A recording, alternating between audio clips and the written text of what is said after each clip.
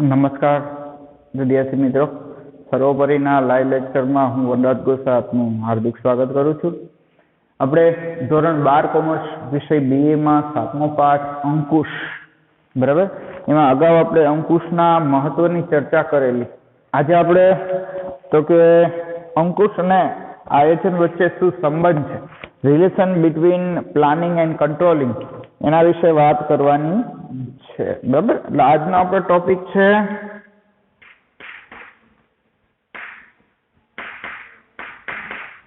આયોજન અને અંકુશ વચ્ચેનો સંબંધ, બરાબર.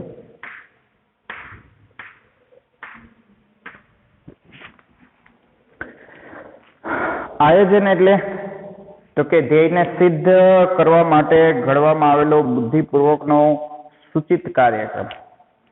આયોજન એ ભવિષ્યમાં હાથ ધરવાની પ્રવૃત્તિઓના ધ્યેયનું સ્પષ્ટીકરણ કરે છે. સ્પષ્ટીકરણ એટલે ખબર પડે કે ભાઈ ભવિષ્યમાં આ રીતનું કામ કરવાનું છે, બરાબર. તો એના માટે આયોજન કરવું જરૂરી છે. અને એ ધ્યેય સિદ્ધ કરવા કઈ પ્રવૃત્તિઓ હાથ ધરવી પડશે, બરાબર. આજે તમારે 12મા ધોરણમાં સારી ટકાવારી લેવી છે તો તમે કઈ રીતે લઈ શકશો, બરાબર. તો એનું તમારે અગાઉથી વિચારવું પડે, મીન્સ કે અગાઉથી આયોજન કરવું પડે, બરાબર. 21 મે બોર્ડની એક્ઝામ લેવાની છે તો તમે એપ્રિલમાં નક્કી કરો કે મારે આમ કરવું છે તો શક્ય નથી. પણ હજુ સમય નથી વીતી ગયો. વિદ્યાર્થી મિત્રો, વ્યવસ્થિત ધ્યાન આપો. રખડવાનું છે, ગેમ રમવાનું છે, વેબ સિરીઝ જોવાની છે, આ કામ પછી થઈ શકવાનું છે, એવું નથી બંધ થઈ જશે. આ બધી જ વસ્તુ પછી શક્ય છે, પણ ભણવાનું પછી શક્ય નથી. હા, તમે ફેલ થાવ તો શક્ય છે, બરાબર. આ જે તમારો સમય ગયો એ પાછો નહીં આવે. અને હકીકતે અત્યારે એક લાભ લેવા જેવો છે. સરકારે 30% કોર્સ ઘટાડ્યો છે, સરકારે 30% અભ્યાસક્રમ હેલો કરી નાખ્યો છે. તો અત્યારે તમે નહીં નીકળો ને તો આવતા વર્ષનું તો માંડી જ વાળ. આવતા વર્ષે ફૂલ કોર્સ હશે, આવી સુવિધાઓ નહીં હોય, અને સ્કૂલ ચાલુ હશે એટલે એક બાજુ સ્કૂલનું લેસન આવશે, બરાબર. એક બાજુ ટેસ્ટ લેવાતી છે તો તમને ખબર જ નહીં પડે શું કરવું, બરાબર. અત્યારે તમે એટલો વિચાર કરજો કે રેગ્યુલર સ્કૂલે જતા હોય ને જેટલા પીરિયડ ભરતા હોય, રોજે રોજ જેટલું લેસન કરવાનું હોય એટલું અત્યારે આવતું નથી. તો અત્યારે તમારે સમજીને તમારી સુવિધા પ્રમાણે કામ કરવાનું છે. એટલે જે વિદ્યાર્થીઓ કેરલેસ છે એને બહુ મોટું નુકસાન જવાનું છે. હા, આવતા વર્ષનું માંડી જ વાળવાનું, આવતા વર્ષે બધું અઘરું થઈ જવાનું, બરાબર. તો વ્યવસ્થિત ધ્યાન દો. તમે ધ્યાન દેશો તો તમને જ ફાયદો છે, નથી શિક્ષકોને, નથી મા બાપને ફાયદો, બરાબર. તો સમજદારીપૂર્વક વિચાર કરવો એટલે આયોજન. શું કીધું? સમજદારીપૂર્વકનો વિચાર એટલે આયોજન, બરાબર. હજી કોઈ પણ ધંધામાં તમે પૈસા ઇન્વેસ્ટ કર્યા તો તમે એમાં ધ્યાન આપો. એમ તમારા મા બાપે તમારામાં પૈસા ઇન્વેસ્ટ કર્યા છે, તમારા મા બાપ તમારી ફી ભરે છે, તો એમાં ધ્યાન દેવું એ તમારી ફરજમાં આવે. એટલે વ્યવસ્થિત ભવિષ્યમાં જે કામ કરવું છે એનો વિચાર કરવો એટલે આયોજન, બરાબર. આયોજનમાં કયું કાર્ય ક્યારે કરવાનું છે, કેટલા સમયમાં પૂરું કરવાનું છે, કયા સાધનોની જરૂર પડશે, તો આ ની એક રૂપરેખા તૈયાર કરવી, એટલે યાદી તૈયાર કરવી છે. આટલા સાધનો જોશે. આમ તો આજે કોઈના મેરેજ હોય, બરાબર, તો લિસ્ટ બનાવે, મહેમાનોના લિસ્ટથી માંડીને કંકોત્રીનું લિસ્ટ છે. આ સિવાય ભોજનનું લિસ્ટ હોય, આટલી વસ્તુ રાખશું, બરાબર, બધા લિસ્ટ બનાવે. વરરાજાને કઈ કઈ વસ્તુ લેવાની છે એનું લિસ્ટ છે. વરરાજાના ફાધરને ક્યાં ક્યાં કપડાં લેવાના, આ તે એના મધરને, એની બેનને, કેટલા બધા લિસ્ટ બનાવવા પડે. એમના મેરેજ થઈ જાય ન થાય, બરાબર. તો કેટલું બધું આયોજન કરવું પડે. એમ ધંધામાં પણ ઘણું બધું આયોજન કરવું પડે. જ્યારે અંકુશ એ ધંધાકીય એકમના આયોજન મુજબ આપેલ સૂચનાઓ મુજબ સ્થાપિત ધોરણો મુજબ કામ થાય છે કે નહીં, અંકુશનું કામ છે કે આયોજન મુજબ કામ થાય છે કે નહીં તે જોવાનું, ન થતું હોય તો એ કામને ત્યાંથી અટકાવવાનું છે. વિચલનો શોધી, મુશ્કેલીઓ શોધી સુધારાલક્ષી પગલાં લેવાની પ્રક્રિયા છે. જ્યાં આયોજન હોય ત્યાં અંકુશ જરૂરી બને છે. જ્યાં અંકુશ હોય ત્યાં અગાઉથી આયોજન થયેલું જ હોય છે. તેથી આયોજન અને અંકુશ એકબીજા સાથે સંકળાયેલા છે. આયોજન ક્યારે સક્સેસ થાય? જો અંકુશ રાખવામાં આવે તો. બરાબર, આયોજન વગર અંકુશ રાખી શકાતો નથી. એટલે એકબીજા સાથે જોડાયેલા છે. અને એટલા માટે જ આપણે કહી શકીએ આયોજન અને અંકુશ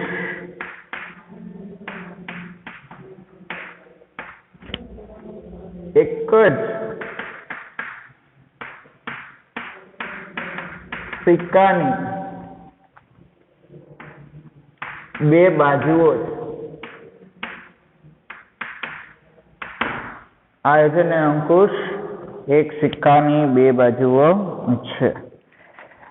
આયોજન અને અંકુશ એ સંચાલનના બે ખૂબ જ મહત્વના અને પરસ્પર આધારિત કામ છે. એકબીજા ઉપર આધાર રાખે છે. આયોજન વગર અંકુશ રાખી શકાતો નથી અને અંકુશ વગર આયોજન સારું થઈ શકતું નથી. આયોજનની સફળતાનો આધાર અંકુશ ઉપર છે. અંકુશ દ્વારા પ્રવૃત્તિઓ રહી ગયેલા વિચલનો શોધીને સુધારાલક્ષી પગલાં દ્વારા તેને યોગ્ય દિશામાં લઈ જવાય છે. બરાબર, અંકુશ દ્વારા કેટલું કામ બાકી છે એ કામ પૂરું કરો તો અંકુશનું કામ જ બાકી રહેલું કામ પૂર્ણ કરાવવું. જે કામ હાલે છે એમાં કાંઈ મુશ્કેલીઓ આવે છે, વિઘ્નો આવે છે તો એને દૂર કરવું એ અંકુશનું કામ છે. બરાબર, બીજી બાજુ અંકુશ કાર્યનું અસ્તિત્વ આયોજન વગર શક્ય નથી. કારણ કે અંકુશના કાર્યમાં આયોજનના લક્ષ્યાંકો સિદ્ધ થયા છે કે નહીં તેની ચકાસણી કરવામાં આવે છે. બરાબર, આયોજન મુજબ યોગ્ય દિશામાં કામ ચાલે છે કે નહીં તે અંકુશને જોવાનું છે. અને અંકુશનું કામ છે તો કે વિચલનો શોધી સુધારાલક્ષી પગલાં લેવા. કદાચ એક ભૂલ થઈ ગઈ તો થઈ ગઈ, હાલ શું કરવાનું? વિદ્યાર્થી મિત્રો, ગુજરાતમાં આવેલું સુરત સિટી તો કે કાપડ ઉદ્યોગ અને હીરા ઉદ્યોગ માટે પ્રખ્યાત છે. દુનિયાના 10 હીરામાંથી 7 હીરા સુરતમાં ઘસાયેલા હોય છે. અને ઘણીવાર એવું થાય કે જે મોટો બધો હીરો હોય એ ઘસતા ઘસતા તૂટી જાય, એના ટુકડા થઈ જાય. તો હવે ટુકડા થઈ ગયા. હીરો 5 કરોડનો હતો, હવે ટુકડા થઈ ગયા. શું કરવાનું? ટુકડા થઈ ગયા, હવે એને જોડી ન હગાય, એ ફાઇનલ. બરાબર, તો હવે એ ટુકડા હોય ને એ ટુકડામાંથી પણ નાના નાના હીરા ઘસીને તૈયાર કરે. બરાબર, ટૂંકમાં કોઈ પણ કામ છે ઘણીવાર બગડી જાય, એ બગડી ગયું પછી હવે શું કરવું? બરાબર, આ વસ્તુ શીખવી જરૂરી છે. જીવનમાં તમને સક્સેસ થવાના હજારો ઉદાહરણ આપશે માણસો કે આમ સક્સેસ થવાય, આમ કરાય. પણ કોઈ વ્યક્તિ એવું નહીં કહે કે તમે નિષ્ફળ થયા, હવે નિષ્ફળતામાંથી સફળતા કઈ રીતે મેળવવી? હા, કોઈ ભૂલ તમારાથી થઈ ગઈ, હવે આગળ કરવું શું? તો એ આપણને અંકુશ શીખવાડે છે. બરાબર છે, જ્યાં આયોજન હોય ત્યાં અંકુશ જરૂરી બને છે. બરાબર, એટલા માટે તો કહેવાય છે કે planning and controlling are two side of a same coin. ઇંગ્લિશમાં કીધું છે સંચાલન શાસ્ત્રીએ. શું કીધું છે? Planning and controlling are two sides of a same coin. આયોજન અને અંકુશ એક જ સિક્કાની બે બાજુ છે. બંને એકબીજા વગર સારી રીતે કાર્ય થઈ શકતા નથી. બરાબર છે. ત્યાર પછી આપણે આગળ પરિવર્તનો સામે રક્ષણ, આપણો બીજો ટોપિક છે.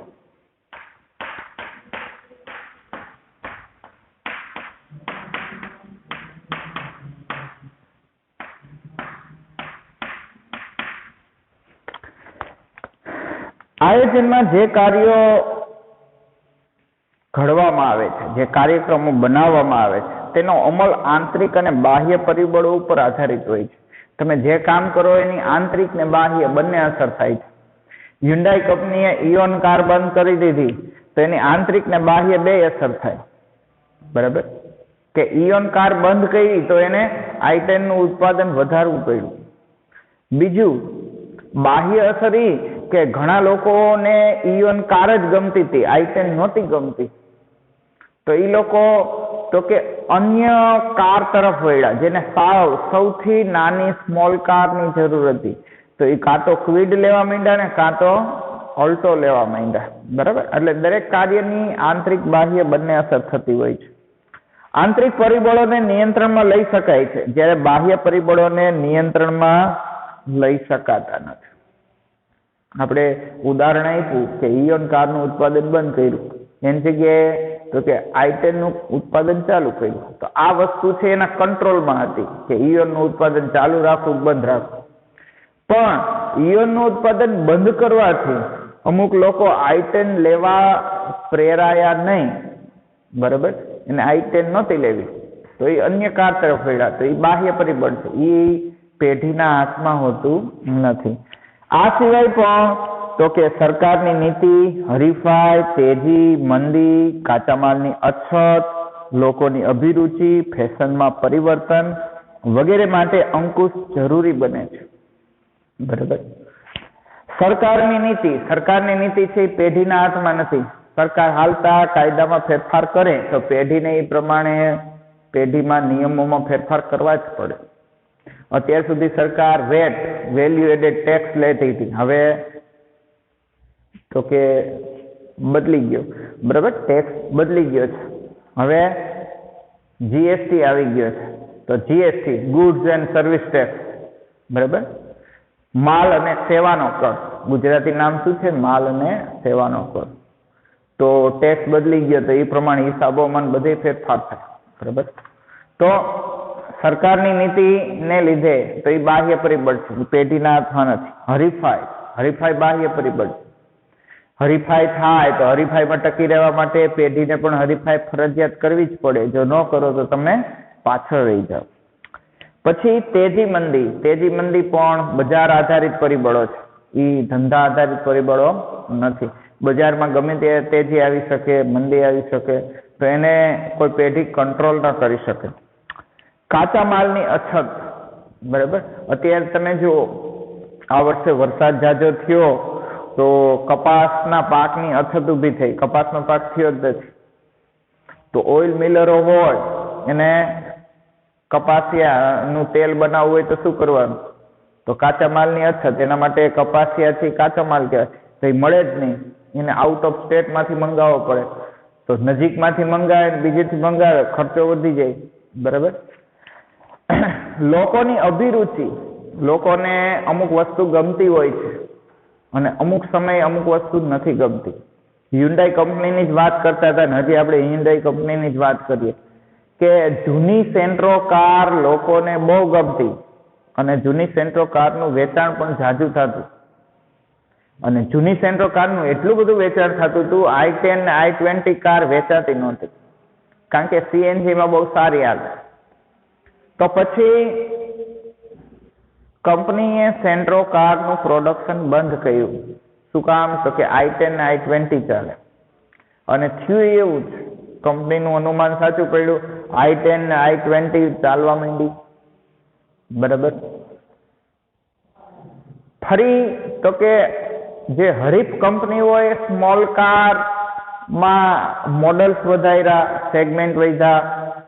મારુતિ અલ્ટો છે, રેનાલ્ડ ક્વિડ છે. બરાબર, ઘણી બધી કંપનીઓ ઘણા બધા મોડલ્સ બહાર પાડ્યા, જેના કારણે તો કે હ્યુન્ડાઈના વેચાણને અસર થઈ. હવે હ્યુન્ડાઈના વેચાણને અસર થઈ એટલે હ્યુન્ડાઈએ ફરી પાછી તો કે સેન્ટ્રો કાર લોન્ચ કરી ફેરફાર સાથે. પણ નવી સેન્ટ્રો કારનું વેચાણ તો કે એટલું બધું થયું નહીં. બરાબર છે, એટલે લોકોની અભિરુચિ બદલી ગઈ. લોકોને જૂની કાર ગમતી હતી, નવી ગમતી નથી. બીજું કે એની પ્રાઇસમાં પણ એવું છે.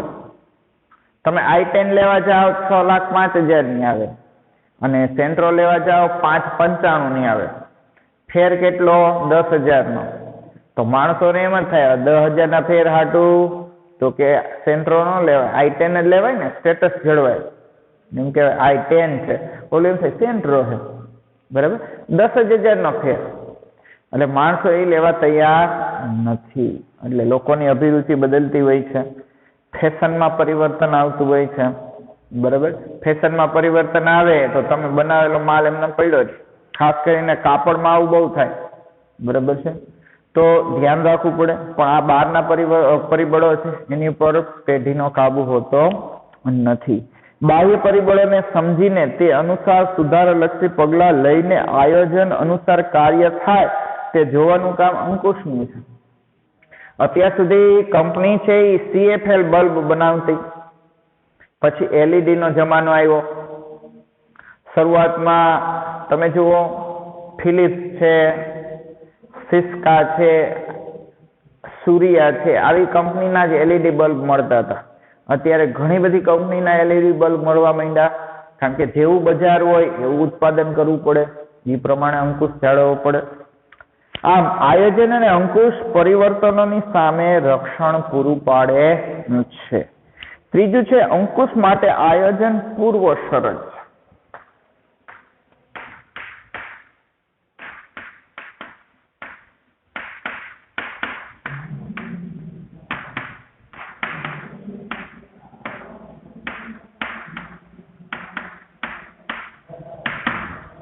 બરાબર. અંકુશ માટે આયોજન શું છે? પૂર્વ શરત. બરાબર.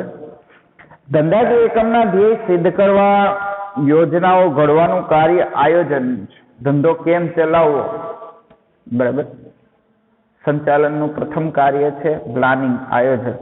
બરાબર. તો આયોજન છે એ જરૂરી છે. યોજનાઓ મુજબ પ્રવૃત્તિ થાય છે કે નહીં તે જોવાનું કામ અંકુશનું છે. અંકુશને શું કરવાનું? પ્લાનિંગ મુજબ હાલે છે બધું કે પ્લાનિંગ થી વિરુદ્ધ હાલે છે, ગાડી પાટાથી હેઠી ઉતરતી જાય છે, એ જોવાનું કામ અંકુશનું. અંકુશના કાર્યમાં આયોજનના ધોરણો સાથે કામગીરીના પરિણામોને સરખાવવામાં આવે છે. કોઈ પેઢીમાં, કોઈ કારખાનામાં આયોજન થયું હોય કે ભાઈ 1 મહિનાની અંદર 1 લાખ પ્રોડક્ટ બનાવવાની, આ આયોજન છે.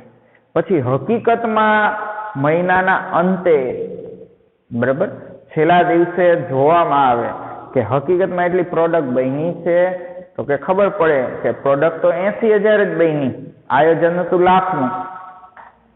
બરાબર. તો આવતા મહિને એટલો ઓવરટાઈમ કરાવવો પડે અને જે ગયા મહિનાનું ઉત્પાદન છે એ પણ કરાવવું પડે. એટલે નેક્સ્ટ મંથ 1,20,000 પ્રોડક્ટ બનાવવાની થાય. બરાબર. અને એ બનાવી જ પડે, નકર એના પછીના મંથ ઉપર વધારે લોડ વધી જાય. તો ગમે એમ કરીને ઓવરટાઈમ કરાવી લેવું પડે. અને એમાંથી શીખવા મળે કે ભાઈ 15 દિવસ જ જોઈ લેવાનું, 50,000 પ્રોડક્ટ બની ગઈ. હવે મહિનામાં લાખ બનાવવાની હોય તો 15 દિવસે 50,000 અને 7 દિવસે તો કે 25,000 પ્રોડક્ટ બની જ જાવી છે. હવે 7 દિવસે 25,000 પ્રોડક્ટ ન બને તો ત્યારથી જ આયોજનમાં ફેરફાર કરવો પડે અને એ પ્રમાણે અંકુશ રાખવો પડે, કંટ્રોલ રાખવો પડે કે ઓછું ઉત્પાદન ન થાય. તો મહિનાના અંતે લાખ પ્રોડક્ટ બનીને તૈયાર થાય. બાકી તમે વર્ષના અંતે જુઓ, ભાઈ વર્ષના અંતે 12 લાખ પ્રોડક્ટ બનાવવાની હતી તો કેટલી બની? તો કે 80,000. બરાબર, 8 લાખ. તો એવું થાય. આવું ન થાય એટલા માટે તો શરૂઆતથી ધ્યાન આપવું જરૂરી છે. અને આ કામ છે અંકુશનું. બરાબર છે. અંકુશનું કામ છે વિચલનો જણાય ત્યાં સુધારાત્મક પગલાં લેવા. અહીંયા આપણે કીધું ને કે ભાઈ 15 દિવસમાં 50,000 પ્રોડક્ટ ન બને તો સુધારાત્મક પગલાં ચાલુ કરી દે. 15 દિવસમાં કેટલી પ્રોડક્ટ બની? તો કે 45,000. તો કે નેક્સ્ટ 15 દિવસમાં તો કે 55,000 પ્રોડક્ટ બનાવવાની થાય. અને 55,000 પ્રોડક્ટ એટલે તો કે 15 દિવસમાં 5,000 વધુ પ્રોડક્ટ બનાવવાની છે. તો એટલો ઓવર ટાઈમ કારીગરો પાસે, કર્મચારી પાસે કરાવવાનું ચાલુ જ કરી દેવાય, જેથી કરીને લોડ પડે નહીં, જેથી કરીને બર્ડન વધે નહીં.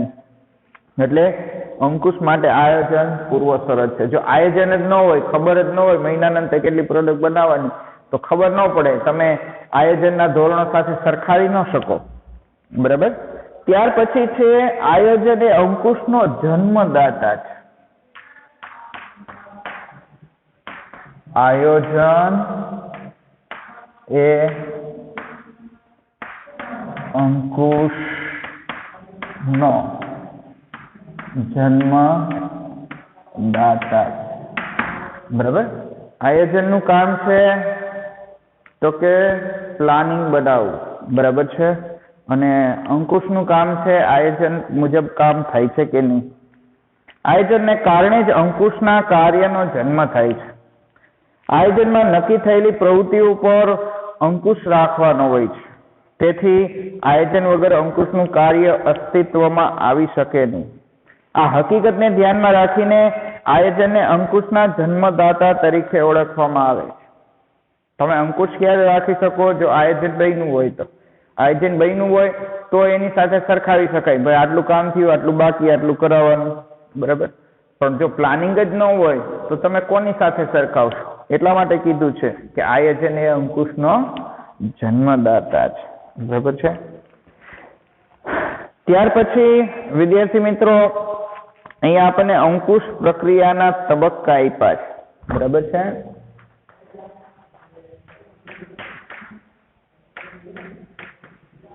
અંકુશ પ્રક્રિયાના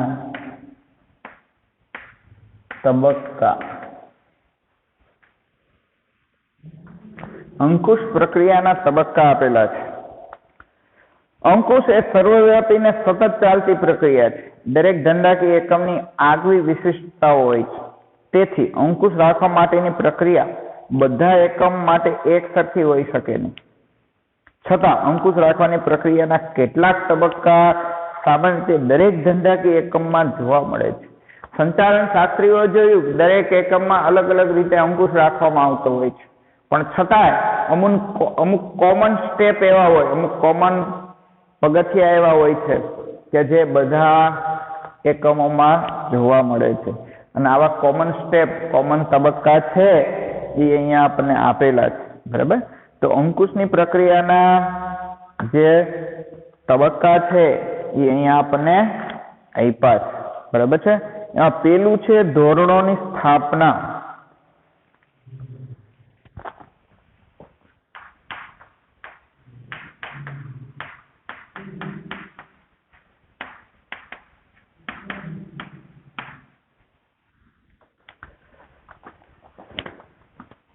અંકુશ પ્રક્રિયાની શરૂઆત ધોરણોની સ્થાપના કરવાથી થાય છે. ધોરણો કે પ્રમાણો એક પ્રકારના માપદંડ છે જેની સાથે થયેલ કામગીરીને સરખાવીને તેનું મૂલ્યાંકન કરવામાં આવે છે.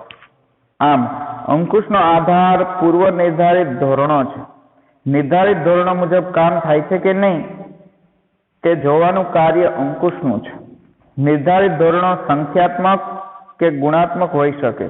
આ ધોરણોને જેમને પાર પાડવાના છે તેઓ સમજી શકે તેવા સરળ હોવા જોઈએ, બરાબર.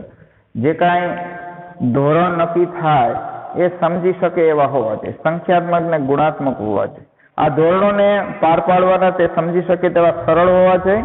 આવા ધોરણોમાં ભૌતિક પડતર, આવક, મૂડી વગેરે પ્રમાણોનો સમાવેશ થાય છે. આ ઉપરાંત નફાનો લક્ષ્યાંક, ઉત્પાદનનો લક્ષ્યાંક, ખર્ચનો લક્ષ્યાંક વગેરે હોઈ શકે. આવા લક્ષ્યાંકો લાંબા ગાળાના કે ટૂંકા ગાળા માટે તૈયાર કરવામાં આવે છે. અહીંયા કીધું છે આપણને કે અંકુશ રાખવો હોય તો એના ધોરણો, એના સ્ટેપ છે એ હોવા જોઈએ. નિર્ધારિત એટલે નક્કી કરેલા હોવા જોઈએ, બરાબર, કે કઈ રીતે અંકુશ રાખવાનો છે. નિર્ધારિત ધોરણો છે સંખ્યાત્મક ને ગુણાત્મક હોઈ શકે. સંખ્યાત્મક એટલે સંખ્યા નક્કી કરે કે ભાઈ એક દિવસમાં 5000 પ્રોડક્ટ બનાવવાની છે તો 5000 પ્રોડક્ટ બને છે કે નહીં એ અંકુશ રાખવાનો હોય, બરાબર. તો એ સંખ્યાત્મક ધોરણ કહેવાય. પણ જે પ્રોડક્ટ બને છે એ ગુણવત્તાવાળી બનવી જોઈએ, એને ગુણાત્મક કહેવાય. હા, પ્રોડક્ટની ગુણવત્તા નીચી ન જાય એ ધ્યાન રાખવાનું હોય.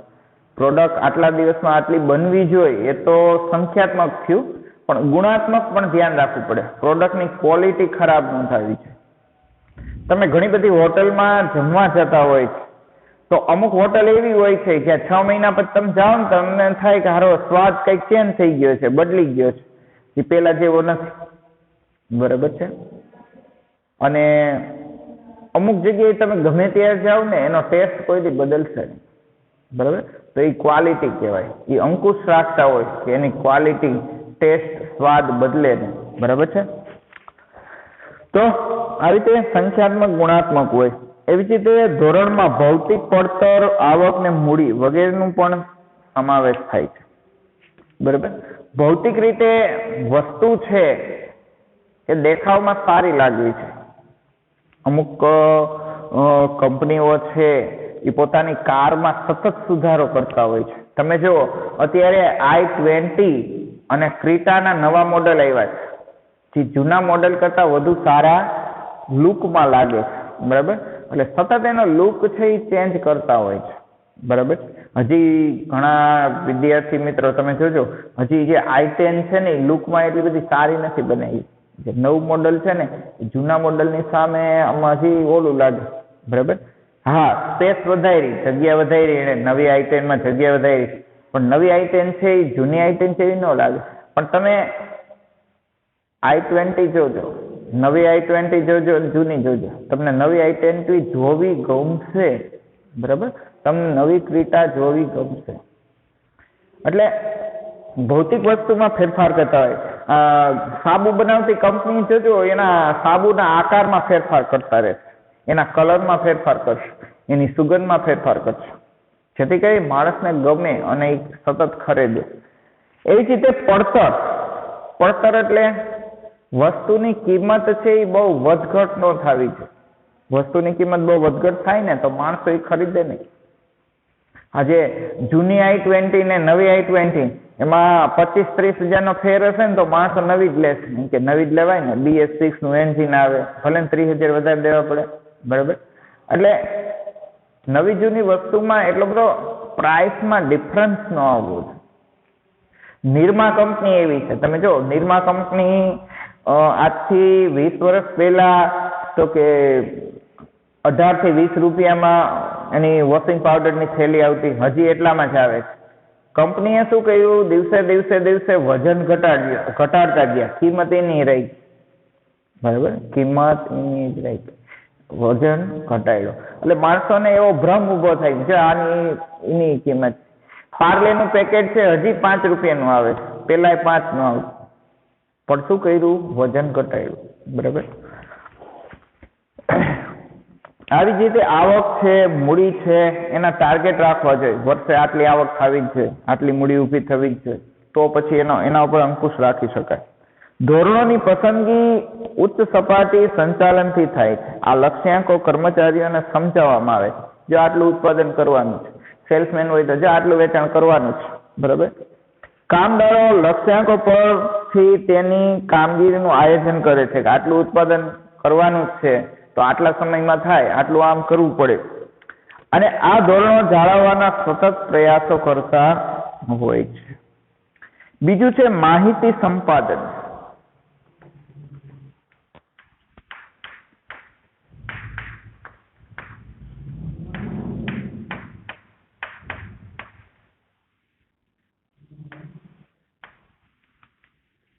માહિતી સંપાદન.